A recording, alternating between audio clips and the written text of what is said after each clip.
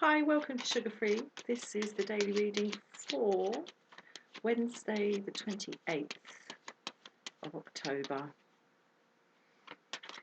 2020.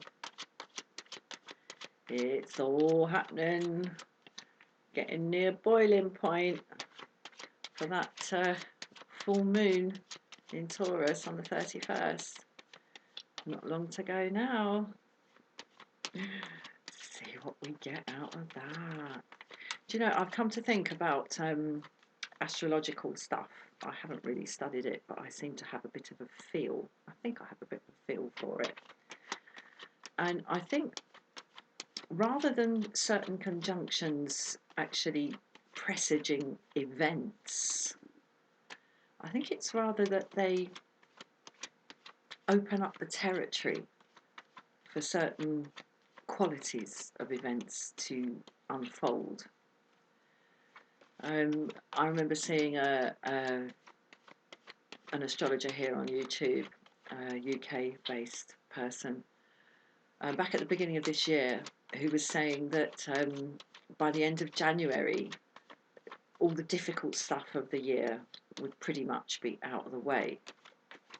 And of course, you know, that wasn't the case. But I can see how maybe by looking at the astrology, it could be seen that by the end of January this year, all the events that were going to kind of set out the rest of the year would by that point have been in place. And I guess it's all about the interpretation, isn't it? That's what it's all about in this game, isn't it? Anyway, I'll just have another little shuffle. In fact, that was my last one.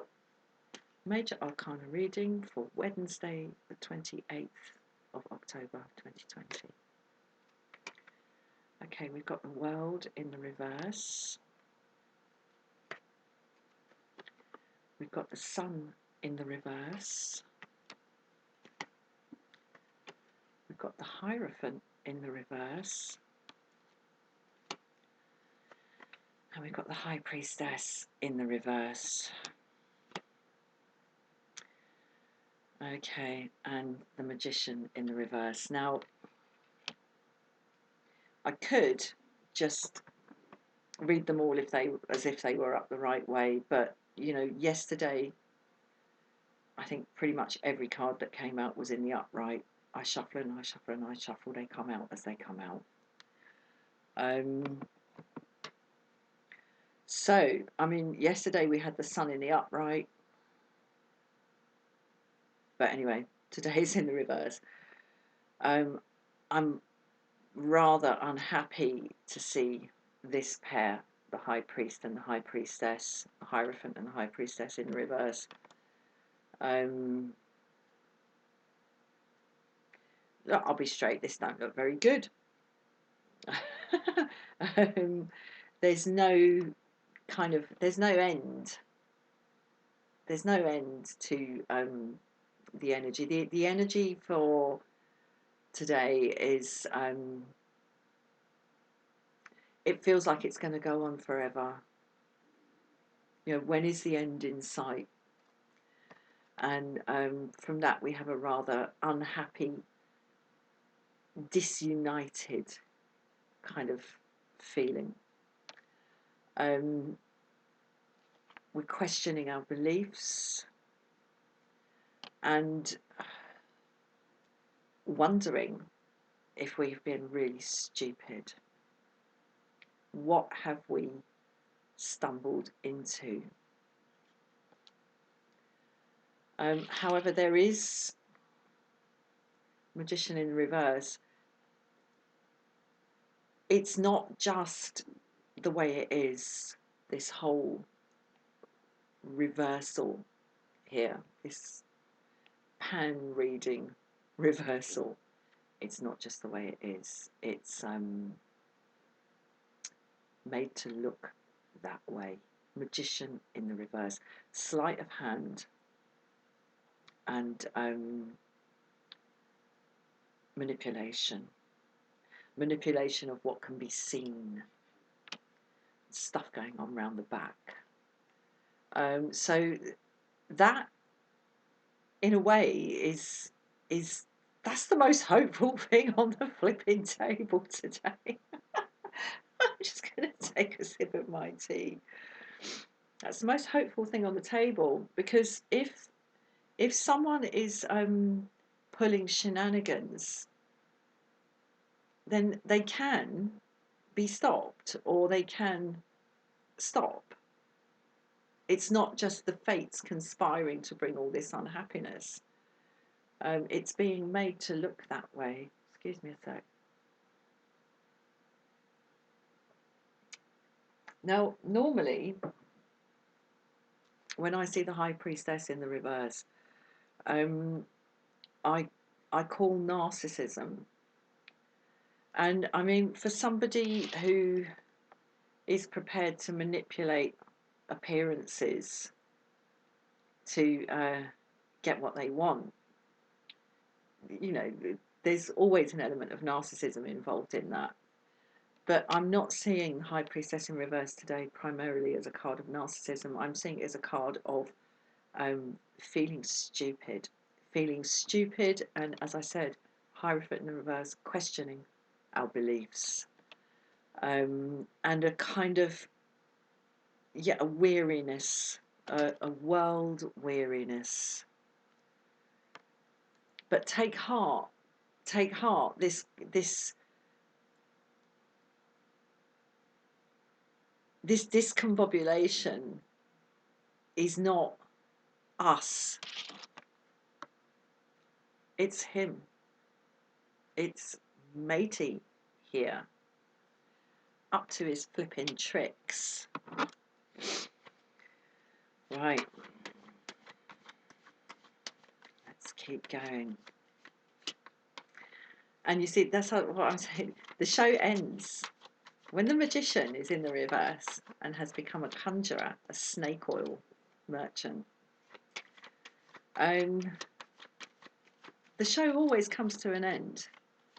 And sometimes it just comes to an end because they've got something better to do, or something different to do. But sometimes it comes to an end because they get caught out. Let's see if we can see anything about that.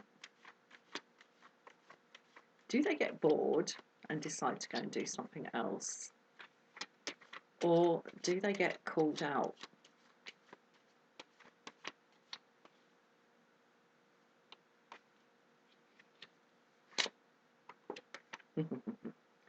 I think they get called out. Justice in the upright. Yeah, man. Justice coming. Justice coming for the liar, for the shapeshifter. Justice coming. And I get the feeling, as soon as I see justice in the upright here, all these other cards suddenly look like they could be in the upright. Because if the only thing that is causing unhappiness is a simple lie, then we're one word away from everything being the right way up. We're just one word away. Just one word needs to change. For example, isn't needs to change to is. Can't changes to can. No changes to yes, or yes changes to no. One simple change. And the nature of the simplicity and the tiny magnitude of that change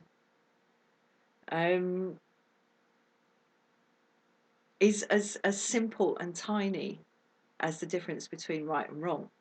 It's a tiny, tiny difference between just and unjust, honest and dishonest. It's a tiny change, but it makes all the difference in the world. So let's see if we can see any more about this.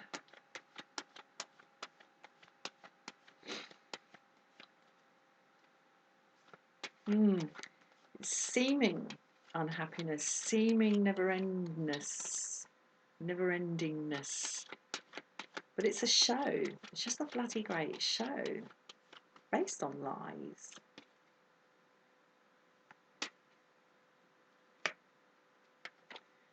Okay.